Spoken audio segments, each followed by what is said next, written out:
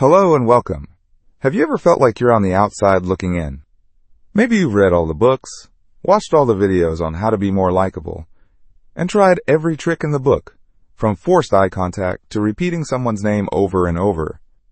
And yet, nothing really changed. You still felt awkward, and the connections you tried to make felt hollow. If that sounds familiar, I want you to know you're not alone. For a long time, I thought being liked was some kind of secret code I just couldn't crack. I believed it was about mastering a set of rules. But the real breakthrough came when I realized it's not about rules at all. It's about who you are. The popular advice often misses the point. It focuses on superficial actions instead of the core of what makes someone magnetic. True charisma, the kind that naturally draws people in, isn't a performance. It's a way of being. And the good news is, it's something anyone can cultivate. It boils down to three key elements: presence, warmth, and power. When you learn to balance these three, something incredible happens. People don't just tolerate you. They genuinely enjoy being around you. So if you're ready to stop performing and start connecting, stick with me. By the end of this video, you'll have a completely new understanding of what it truly means to be liked. Let's start with the first and arguably most important element: presence. There's a famous story about two political candidates from the 19th century. When a journalist was asked for her impression of them, she said, "After dining with the first candidate, I felt he was the cleverest person in England. But after dining with the second, I felt I was the cleverest person in England." Guess who won the election? It was the second one, of course. This story perfectly illustrates the core of presence. It's not about proving how interesting or impressive you are. It's about making the person you're with feel interesting and impressive. How do you do that? It's simpler than you think. You listen. Now, I know what you're thinking. Be a good listener. I've heard that a million times. But we need to redefine what that actually means. It's not about nodding, smiling on cue, or frantically thinking of the next smart question to ask. The biggest mistake we make in conversations is that while the other person is talking, we're not truly listening. We're just waiting for our turn to speak. We're busy formulating our reply, our witty comeback, our next story. I want you to try something different. The next time you're talking to someone, quiet the voice in your own head. Don't worry about what you'll say next. Just absorb their words. Get curious. Let their story be the most important thing in that moment. When you do this, you give that person a profound gift, the feeling of being truly seen and heard. In a world where everyone is distracted, giving someone your undivided attention is a rare and powerful act of generosity. You don't need to fake it with body language tricks. When you are genuinely present, your body will follow. You'll naturally make eye contact. You'll lean in because you are actually engaged. The other half of presence is about your own state of being. You need to be comfortable. Think about it. When you're around someone who is tense, fidgety, and clearly uneasy, how does it make you feel? It makes you tense too. Discomfort is contagious, but so is comfort. When you are relaxed in your own skin, you give others permission to be relaxed around you. This isn't about adopting a specific power pose. It's about being authentic. If you feel a sneeze coming on, don't try to stifle it into a weird, silent squeak. Just sneeze. If you feel like laughing, let it be a real, genuine laugh. Being comfortable means giving yourself the right to be human. Think about how you act around your closest family or friends. You're spontaneous. You don't overthink every little movement. You are just you. Bringing that same energy to your interactions with new people is transformative. It signals that you are not a threat, that you are open, and that this is a safe space for them to be themselves as well. By being fully present for them and fully comfortable in yourself, you create an environment where genuine connection can happen.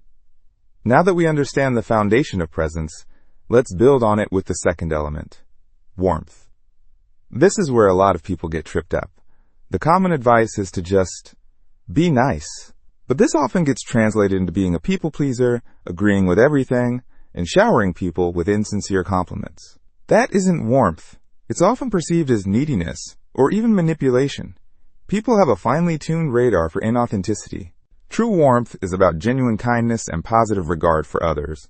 It starts with your internal mindset. A huge part of our communication isn't what we say, but the feeling and energy behind our words. If you walk into a conversation secretly judging the other person or feeling cynical, they will pick up on that vibe, even if they can't explain why. They'll just feel a sense of unease. So make a conscious choice. When you meet someone, assume they are a good person. Look for their positive qualities. Be genuinely curious about what makes them tick.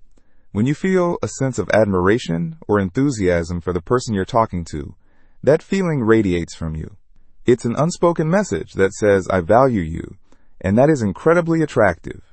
This doesn't mean being naive or trusting blindly. It's simply about starting from a place of goodwill. Another powerful way to express warmth is to be a giver. Add value to people's lives. This doesn't have to be some grand gesture. It can be small. If a friend mentions they're looking for a new restaurant, and you know a great place, share it. If they're struggling with something and you have a piece of advice, offer it. But here's the crucial part. Offer it without attachment. Don't impose your help. Share the information and then let it go. Don't follow up incessantly asking if they tried the restaurant or took your advice. The act is in the giving, not in controlling the outcome. This shows you care about their well-being, but you also respect their autonomy. Finally, warmth is expressed through a combination of acceptance, understanding, and honesty. Let's say someone tells you how much they love a certain type of music that you can't stand. The people-pleaser response is to lie and say, oh yeah, I love them too. This is a dead end.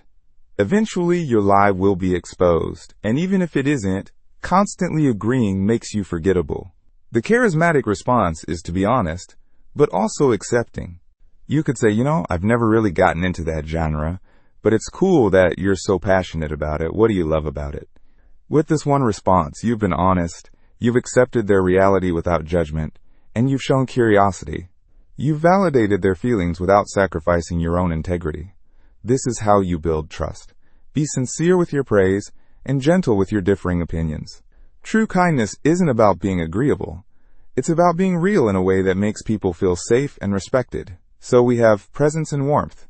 But without the final element, the first two can fall flat. That final crucial element is power. Now, this isn't about dominance or being intimidating. In the context of charisma, power means inner strength, self-respect, and a strong sense of self. It's the anchor that keeps you from being washed away by the need for others' approval.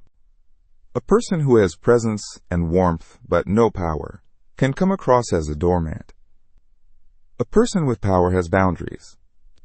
One of the quickest ways to demonstrate this inner strength is to stop talking about yourself so much and, more importantly, stop seeking validation. When you constantly steer the conversation back to your own accomplishments or fish for compliments, it signals insecurity. A person with quiet confidence doesn't need to prove their worth. They know it.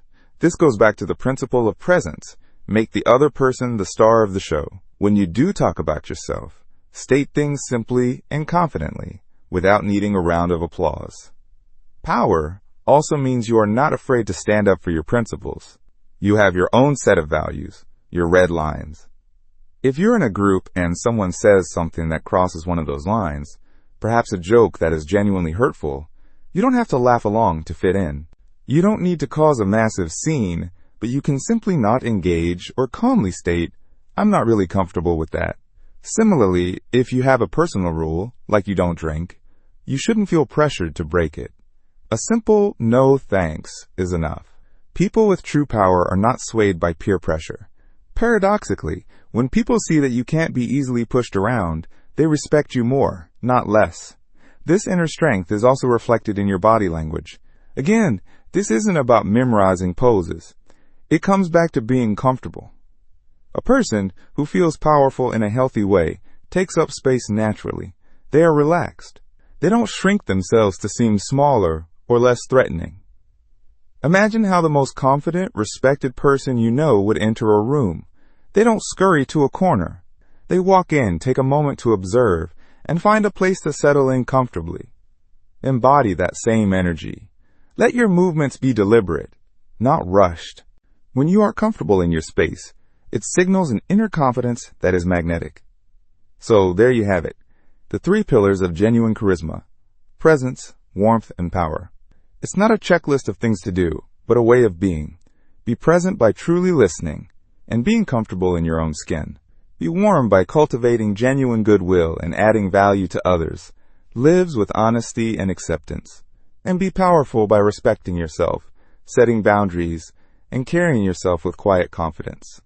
The journey to becoming more likable isn't about changing who you are. It's about removing the layers of anxiety and self-doubt to reveal the confident, kind, and present person that's already inside you. This won't just help you make friends.